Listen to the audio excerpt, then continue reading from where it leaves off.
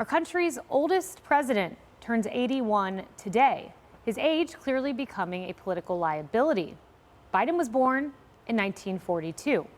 That's the same year that the film Casablanca premiered. And World War II was well underway. And some younger voters are feeling disconnected. A new NBC poll shows former President Trump beating Biden among younger voters. Look at that. That's enormous for a Republican candidate. He has a 4-point edge. And this comes just 3 years after Biden held a 26-point lead over Trump with the same group. Wow. Another poll shows President Biden trailing former President Trump by 2 points in a hypothetical 2024 matchup. It's the first time Trump has led Biden in NBC's polling history, although Trump's lead does fall within the margin of error. NBC political correspondent Steve Kornacki summing up the president's dire 2024 outlook this way.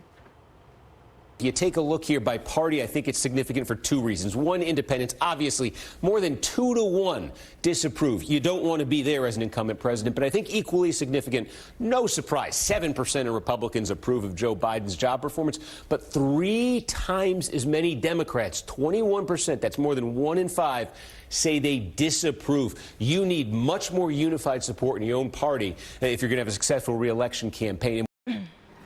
Bill, I mean, these numbers are pretty eye-opening, with the huge caveat of the red wave and polling looking like Republicans were going to have a huge night, didn't transpire. But with that caveat, I mean, I'm worried if I'm Biden looking at this. Yeah, I was thinking about the polling that came out 2 weeks ago when they did the 6 battleground states and Trump was leading in 5 of the 6. I think this kind of reflects it. What I find to be the most intriguing aspect of all this polling, however, is the youth vote. 70% of those between the age of 18 and 34 disapprove of the way the president's handling the war in the Middle East.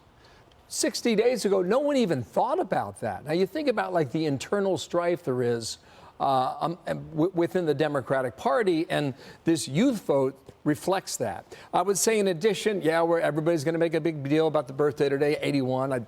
I hope I make it to 81, and I hope I'm happy. And Me too. I have a zest for life along the way. But the war is a big deal.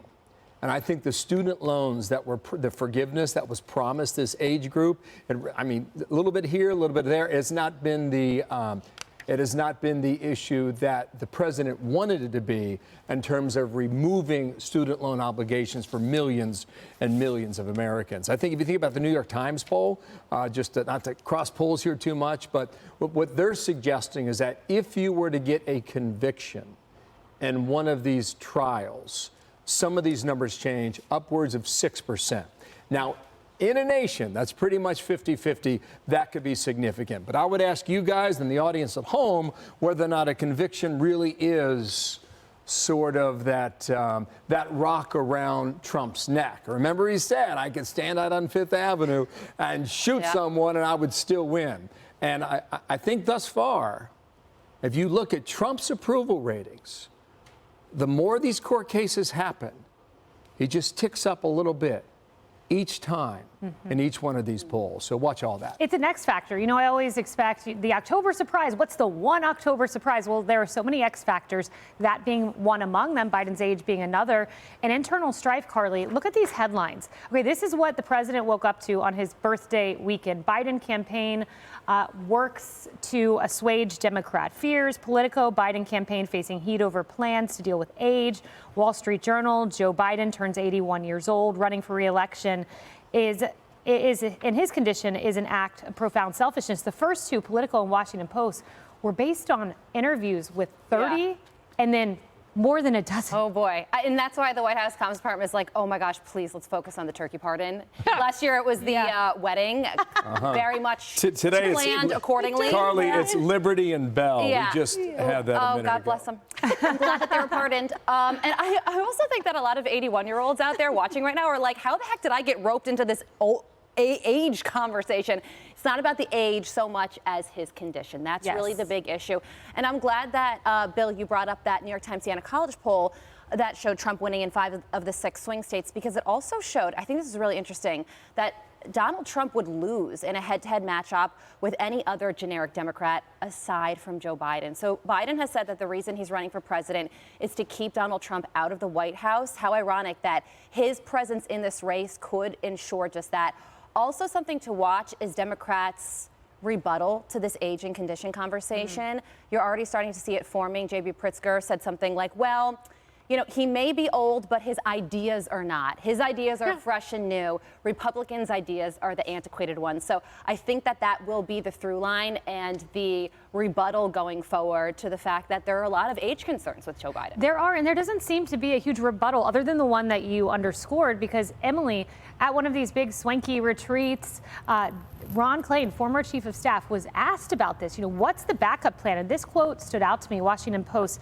Klain's rebuttal was swift, recalled one attendee who spoke on the condition of anonymity to share candid details of the private event. The president is the party's nominee, Klain said, and a strong nominee at that. There is no backup plan. So to me, you know, I loved the Wall Street Journal's opinion calling Biden, you know, that act of profound selfishness for him to keep running. But to me, the profound selfishness is with the Democrat Party, the Democrat establishment, and this administration as a whole that failed to create a backup plan, that failed to gracefully say, you can find a narrative, you can shape a narrative, you can have an iota of your prowess, Kaylee, and be able to shape a narrative that says, with all due respect, of course our president is the candidate, and we have a robust stable of equipped people. Like, there hasn't been any. So the selfishness to me is the fact that somewhere along the line, then all of us regular Americans got lost in the shuffle. And there's further evidence of that. So we know that 20% of those that disapprove of Biden, they cite his mental acuity. So the fact that this administration thought, oh, we're going to get all those college kids by forgiving loan. Yeah. Oh, we're going to get all those college kids by bringing in a TikTok influencer.